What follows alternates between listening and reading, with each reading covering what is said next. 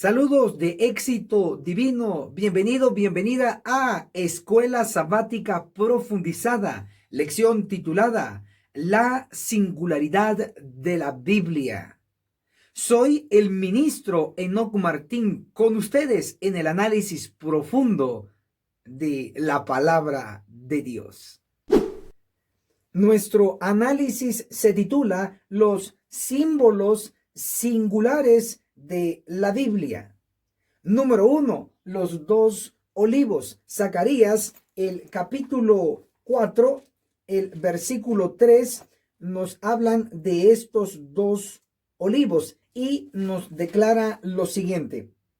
Junto a él dos olivos, uno a la derecha del depósito y otro a la izquierda. Gráficamente tenemos olivo 1, olivo 2. Apocalipsis, el capítulo 11, el versículo 3, nos habla de los dos testigos. Apocalipsis capítulo 11, versículo 4 dice, estos, refiriéndose a los dos testigos, son los dos olivos. En otras palabras, los dos testigos y los dos olivos son absolutamente lo mismo. Si describimos y vemos que representan los dos testigos, sabremos entonces que representan también los dos olivos. Para ello vamos a leer lo que dice el libro El conflicto de los siglos, el capítulo 16, la Biblia y la Revolución Francesa, en la página 310. Estos dos testigos representan las escrituras del Antiguo Testamento y del Nuevo Testamento. Con esto queda afirmado que los dos testigos y los dos olivos representan uno el Antiguo Testamento y el otro el Nuevo Testamento. Con eso dejamos también establecido que el volumen sagrado tiene dos grandes secciones. El primero, Antiguo Testamento, y el segundo, Nuevo Testamento. También este volumen sagrado tiene 66 libros. 6. El 6 es número de hombre, porque fueron hombres santos los que fueron inspirados para escribir las escrituras. Veamos un segundo simbolismo de la Biblia. Y ahora vamos a dirigirnos al libro de Apocalipsis, el capítulo 12. Allí nos menciona otro símbolo de la Biblia.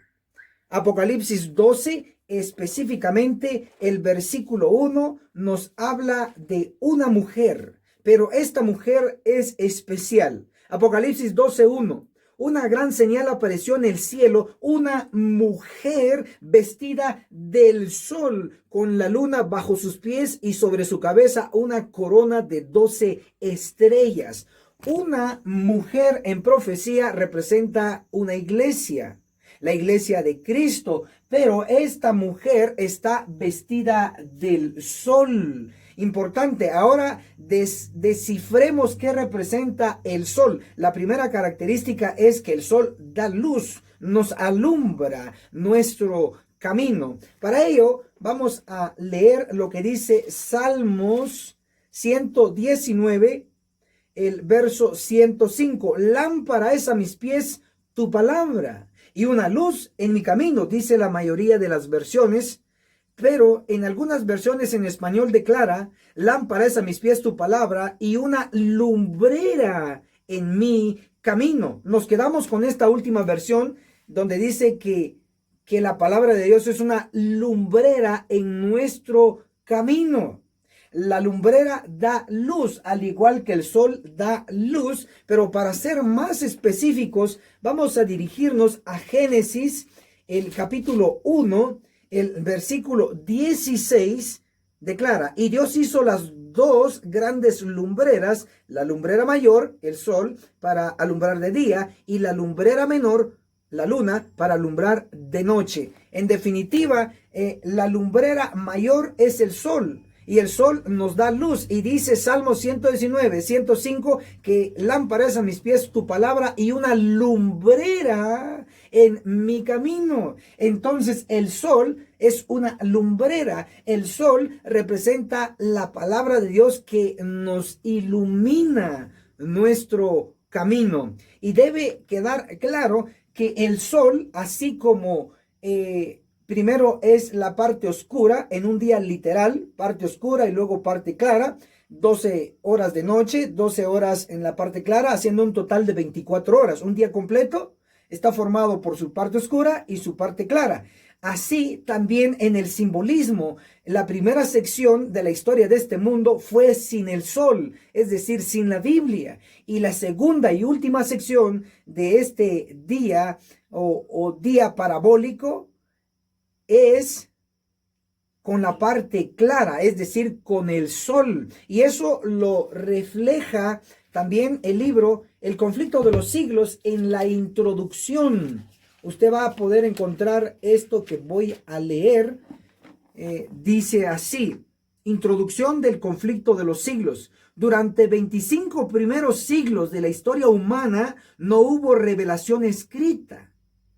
Los que eran enseñados por Dios comunicaban sus conocimientos a otros, y estos conocimientos eran así legados de padres a hijos a través de varias generaciones. La redacción de la palabra escrita empezó en tiempo de Moisés. Obsérvese entonces que primero está la sección sin el sol, la parte oscura, que según lo que hemos leído fue durante 25 primeros siglos, es decir, 2500 años sin el sol, sin la palabra escrita, representado por la parte oscura con la luna. Pero el tiempo desde Moisés en adelante, que se empezó a escribir la Biblia, es donde empieza a salir el sol. En este caso, la palabra de Dios dándonos luz. Hoy por hoy no vivimos en el tiempo sin el sol, sin la Biblia, sino vivimos en el tiempo con la Biblia. Queda definido entonces que el sol en la profecía representa la Biblia. Ahora veamos un último símbolo y mostrando también la singularidad de la palabra de Dios. En las trompetas tenemos varios símbolos, pero hoy me voy a centrar en uno de ellos. En la tercera trompeta específicamente nos dice Apocalipsis, el capítulo 8, el versículo 10 y 11. El tercer ángel tocó la trompeta y una gran estrella ardiendo como una antorcha cayó del cielo y sobre la tercera parte de los ríos y sobre las fuentes de las aguas. Verso 11. El nombre de la estrella es Ajenjo, y la tercera parte de las aguas se convirtió en ajenjo, y mucha gente murió. Obsérvese entonces que se nos dio varios datos sobre esta estrella. Lo primero es que esta estrella cae del cielo. Implica que su origen es divino, es inspirado. Lo segundo es que una estrella da luz. Y para confirmar esto, aunque en español la mayoría de las versiones lo traduce mal, especialmente Apocalipsis 8, el versículo 10, cuando dice una gran estrella ardiendo como una antorcha. La palabra antorcha aquí en esta traducción y en la mayoría de las Reinas Valera versiones dice antorcha, pero en la versión que utilizó Elena de White, la versión King James en inglés, esta versión dice lamp, es decir, dice lámpara. En lugar de antorcha dice lámpara. Debe decir así, entonces corrija su Biblia, o por lo menos ese versículo, Apocalipsis 8, versículo 10, el tercer ángel tocó la trompeta y una gran estrella, hasta ahí va bien todo, ardiendo como una antorcha. En lugar de antorcha debe decir ardiendo como una lámpara, cayó del cielo sobre la tercera parte de los ríos, etcétera, etcétera. En lugar de antorcha debe ser lámpara. Y esto es clave, aunque no encaje en su mente, así está en el original y así nos quedamos. Entonces, esta estrella de la tercera trompeta dice que estaba ardiendo como una lámpara. Y una lámpara, ¿qué es lo que da? Luz. Entonces, ahora hagamos la conexión. ¿Qué representa la estrella en la tercera trompeta? De acuerdo a Salmos capítulo 119, verso 105, dice, lámpara es a mis pies tu palabra y una lumbrera en mi camino. Entonces, la estrella se le conecta con una lámpara y el salmista dice que la palabra de Dios es lámpara para sus pies. Entonces, definitivamente, la estrella en la tercera trompeta representa la palabra de Dios, porque la estrella es de origen divino, no es terrenal. Aunque Dios utilizó instrumentos humanos, santos hombres, para escribir el volumen, pero la tercera trompeta nos refleja que la Biblia no es terrestre, la Biblia es celestial, es divina. Amén. Gloria a Dios. Ahí es donde tenemos la singularidad de la palabra. Amén. Analicemos la sección titulada Los tres componentes vitales de la Biblia. Número 1, historia. Número 2, mandamientos y estatutos. Número 3, profecía. Explico. La historia nos habla directamente del pasado, de los hechos que ya han ocurrido. La historia que contiene la Biblia le llamamos historia sagrada. Puedo citar algunos libros, Primera de Reyes, Segunda de Reyes, Primera de Crónicas, Segunda de Crónicas, etc. Son libros que contienen historia sagrada.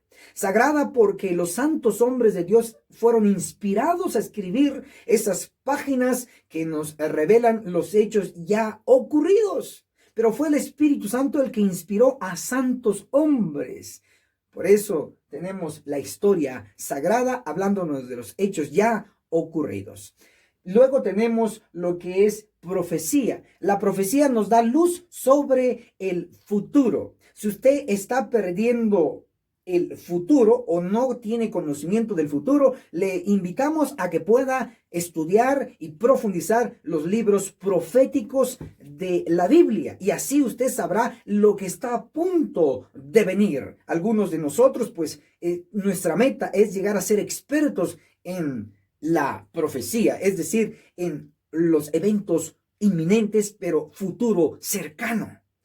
Libros proféticos como Ezequiel, Daniel, libros también muy relevantes como el libro de Apocalipsis, que nos revela los puntos vitales que debemos hoy como pueblo de Dios conocer y no estar en la ignorancia como el resto del mundo, sino que el pueblo de Dios debe tener luz sobre el futuro inminente.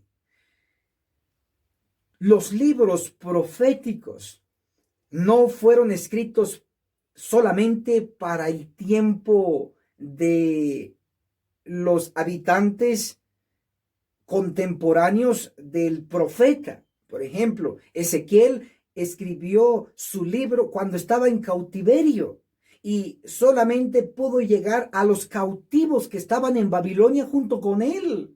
Daniel escribió también su libro profético en cautiverio, con la diferencia que él estaba en la corte de Babilonia, pero solo llegó a la gente, en este caso, en el cautiverio. Estuvo limitado.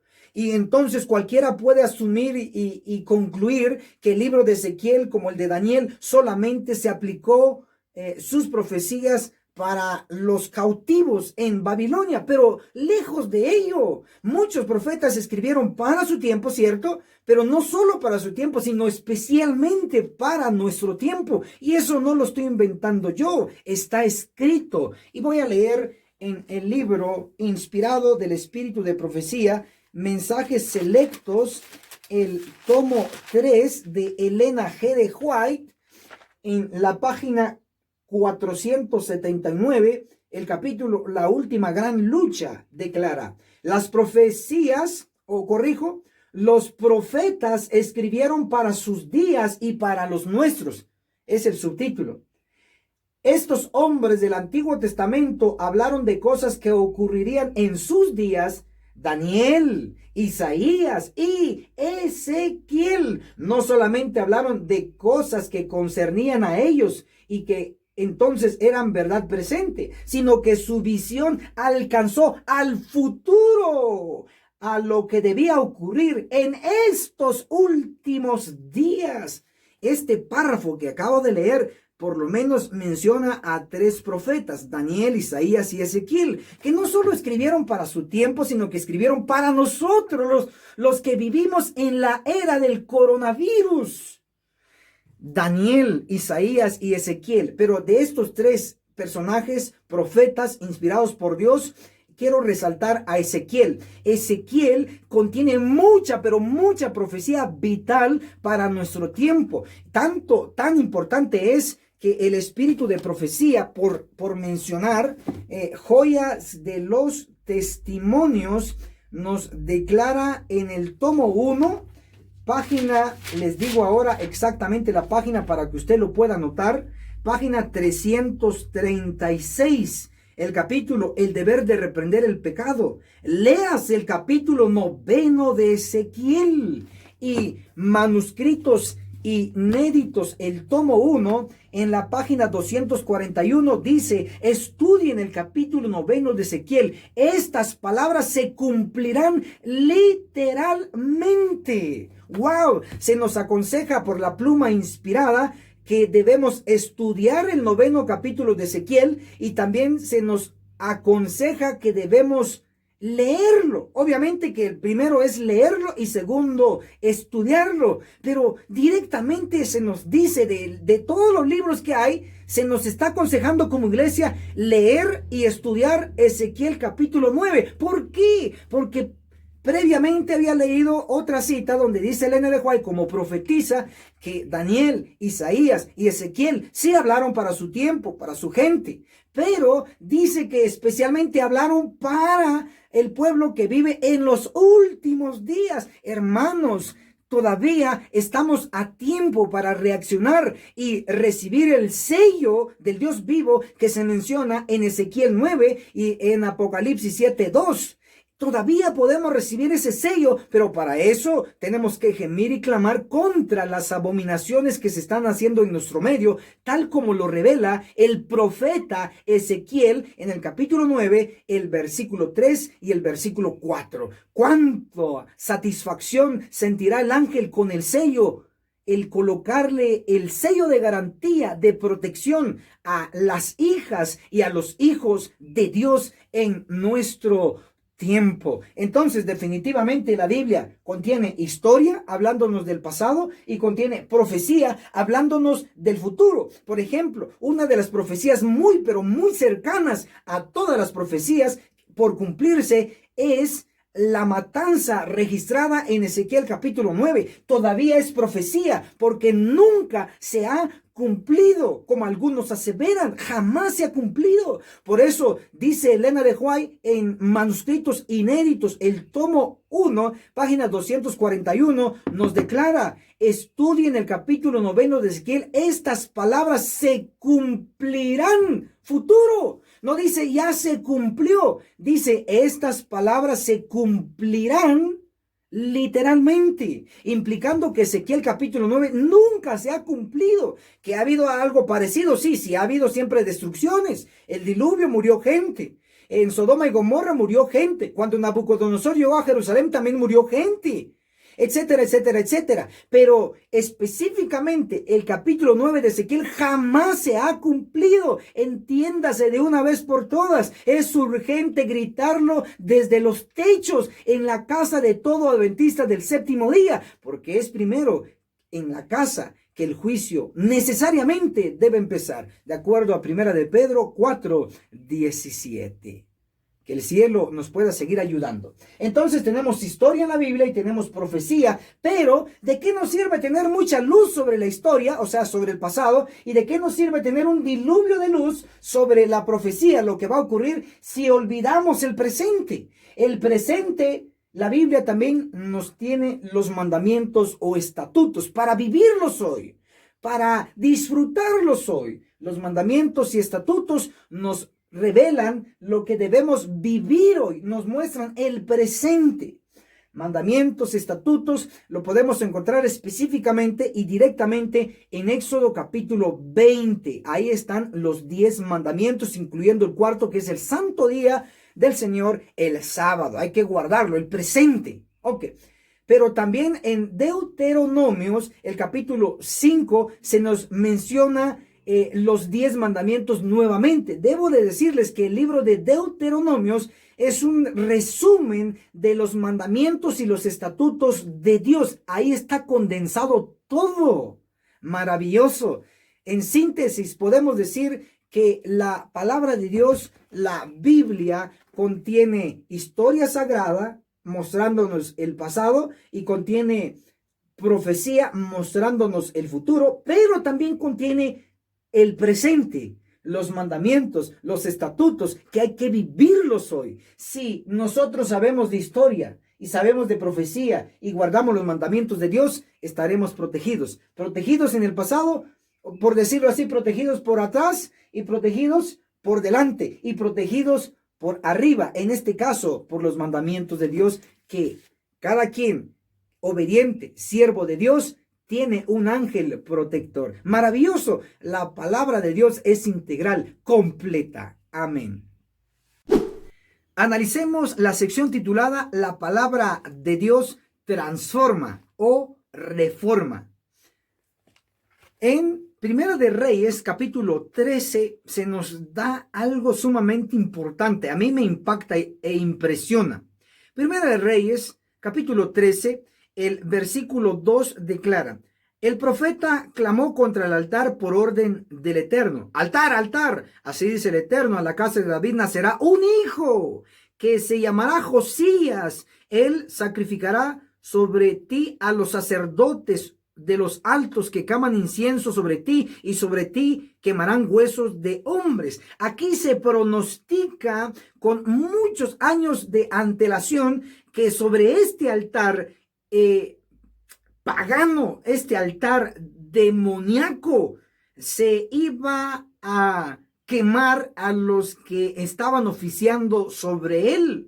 Y así ocurrió al pie de la letra. Pero al mismo tiempo, no solo se da la profecía sobre este altar, sino que se pronostica el surgimiento de un varón llamado Josías, que iba a efectuar una reforma todopoderosa, al cual hoy nosotros debemos imitar, así como el más contemporáneo de nuestro tiempo es Martín Lutero. En el tiempo de los reyes, el que fue el reformador fue Josías. En la Edad Media, Martín Lutero. Y hoy por hoy, en nuestra época, usted puede ser un reformador. En mi caso, Enoco Martín. Una reforma. ¿Y una reforma que significa? Un cambio para el bien. No fuera de la iglesia, sino dentro de la iglesia adventista del séptimo día. ¿Por qué? Porque así está pronosticado. Voy a desarrollar esta profecía, este pronóstico de Josías como reformador, y también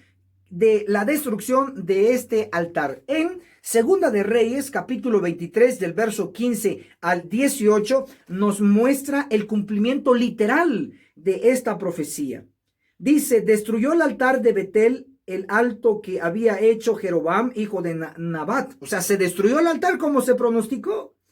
El versículo 18, él dijo: dejadlo, ninguno mueva sus huesos. Así fueron preservados sus huesos y los huesos del profeta que había venido de Samaria. El que había pronosticado todo esto, ahí estaban sus huesos todavía. Implica que del momento del pronóstico al momento del cumplimiento transcurrió muchos años, porque ahí estaban los huesos secos de este profeta que había pronosticado este acontecer. Ahora vamos a definir cuánto tiempo entre el pronóstico al cumplimiento de esta profecía transcurrió. Para ello vamos a leer Profetas y Reyes en la página 296, el capítulo El libro de la ley. Declara así: habían transcurrido 3 siglos durante la reforma realizada por Josías. El rey mismo se encontró en Betel, donde estaba aquel antiguo altar. Entonces se iba a cumplir literalmente la profecía hecha tantos años antes en presencia de Jeroboam. ¡Wow! Se cumplió literalmente la profecía. El altar fue destruido y apareció literalmente Josías como el reformador. ¿Cuánto pasó del pronóstico del nacimiento de Josías, de la destrucción del altar pagano, satánico? ¿Cuánto transcurrió desde ese pronóstico hasta su cumplimiento? 3 siglos, es decir, 300 años. Puede pasar muchos siglos, muchos años que se nos ha pronosticado la destrucción en Ezequiel 9 y se nos ha pronosticado el sellamiento de los siervos de Dios en Ezequiel 9 y también el sellamiento en Apocalipsis 7:2 se nos ha pronosticado ese evento. Aunque tarde muchos años y ha tardado muchos años, se va a cumplir, se está cumpliendo. Hoy por hoy el ángel sellador está pasando en toda la Odisea, en toda la iglesia adventista, seleccionando a aquellos que están gimiendo y clamando contra las abominaciones. Puede tardar, sí, está tardando años, pero se va a cumplir. Puede tardar el cumplimiento del pronóstico de la destrucción de los no sellados, de los que no gimen y no claman. Puede tardar y está tardando, pero se va a cumplir al pie de la letra lo descrito en la profecía de Ezequiel 9. ¿Por qué lo enfatizo tanto? Porque es urgente saberlo, porque es urgente obtener el sellamiento y sobrevivir este juicio inminente de los vivos. Maravilloso, maravilloso. Entonces, podemos ver que se cumplió lo que se pronosticó en el caso de Josías y el altar pagano. Así como se describió, así se cumplió. Sin embargo, quiero resaltar que realmente Josías surgió en este evento profético como un reformador. Y lo que ocurre es que en el tiempo de su abuelo y en el tiempo de su padre, se perdió uno de los rollos importantes para el pueblo. Se perdió parte del Antiguo Testamento. Y no tenían acceso porque estaba extraviado. Sin embargo, en el tiempo de Josías se encuentra ese rollo, se encuentra parte de la Biblia que hoy forma el Antiguo y Nuevo Testamento. Y lo encontró esa sección perdida Josías, y cuando lo encontró y empezó a leer, dice: wow, nosotros no estamos obedeciendo esta parte de la Biblia, no estamos obedeciendo estos mandatos, estos estatutos. Y entonces rasgó sus vestidos y se arrepintió él junto con el pueblo y empezó a destruir los altares de esos demonios y empezó a reformar al pueblo, a hacer cambios positivos dentro de aquel pueblo, de la iglesia del Antiguo Testamento. Y allí se comprueba que la palabra de Dios tiene poder transformador, tiene reforma para el bien, para vida eterna. Voy a leer lo que realmente se perdió en el tiempo del abuelo de Josías y en el tiempo del padre de Josías. De todos los rollos, de todos los libros del Antiguo Testamento, ¿cuál fue el que se perdió y se extravió y luego lo encontró Josías y provocó una reforma en su época? Ahora, agárrense acá lo que dice el Espíritu, pero sí es muy fuerte y al mismo tiempo sencillo. El libro Profetas y Reyes, el capítulo 33, el libro de la ley, en la página 289 declara así: la observancia de los estatutos registrados por Moisés, especialmente los dados en el libro del pacto que forma parte del Deuteronomio, era lo que había dado tanta prosperidad al reinado de Ezequías. Pero Manasés se había atrevido a poner a un lado esos estatutos y durante su reinado se había perdido. Entonces, ¿qué libro se había perdido? El libro de Deuteronomio. Entonces, ¿qué libro encontró Josías el reformador? El libro de Deuteronomio. Y ese libro de Deuteronomio es lo que contiene un resumen, una síntesis de los mandamientos de Dios y los estatutos. Interesante. Éxodo 20 están los 10 mandamientos, pero se repiten en Deuteronomios capítulo 5 los 10 mandamientos otra vez. Y en todo el libro de Deuteronomio tenemos los estatutos de Dios, lo que Él pide. Un resumen de todas las leyes está en Deuteronomio. Maravilloso. La palabra de Dios transforma. La palabra de Dios reforma. Hoy por hoy, en nuestra era, en nuestro tiempo, en la fase de la Odisea, en la fase de la Iglesia Adventista del Séptimo Día, urgentemente necesitamos una reforma. En Testimonios para la Iglesia, el tomo 9, en la página 102, declara así: en visiones de la noche vi un gran movimiento de reforma en el seno del pueblo de Dios. Gloria a Dios, que el movimiento de reforma no lo vio fuera de la iglesia, sino que lo vio dentro de la iglesia. Hermanos, si usted quiere la reforma y lo está haciendo allá afuera, o sea, formando otro movimiento, otra iglesia, está errado. Porque Testimonios para la Iglesia, el tomo 9, página 102, declara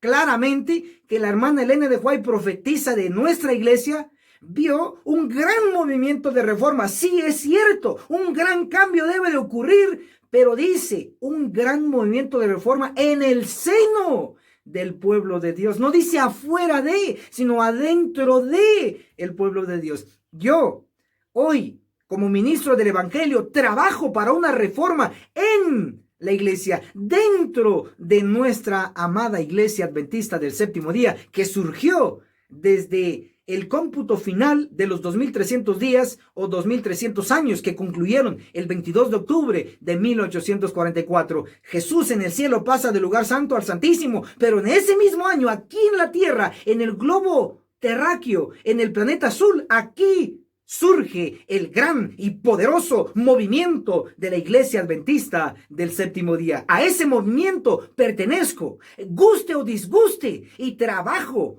en favor de nuestra amada Iglesia Adventista del Séptimo Día, porque como Josías, hoy tengo un papel que desempeñar de reformador dentro de la iglesia para honra y gloria de Dios. Que el cielo los bendiga. Amén.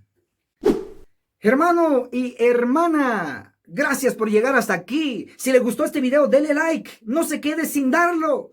También haga sus comentarios, sus preguntas, alguna cita del Espíritu de Profecía, alguna cita de la Biblia. Coméntelo allí, colóquelo allí en esta sección, sí, aquí abajo. También puede compartir este video con todos sus contactos en WhatsApp, en Messenger, por mensaje normal de celular o por Facebook. Comparta este enlace, este video, y juntos extenderemos el reino de Dios aquí en la tierra. Bendiciones de su amigo y hermano ministro Enoc Martín. Hasta la próxima.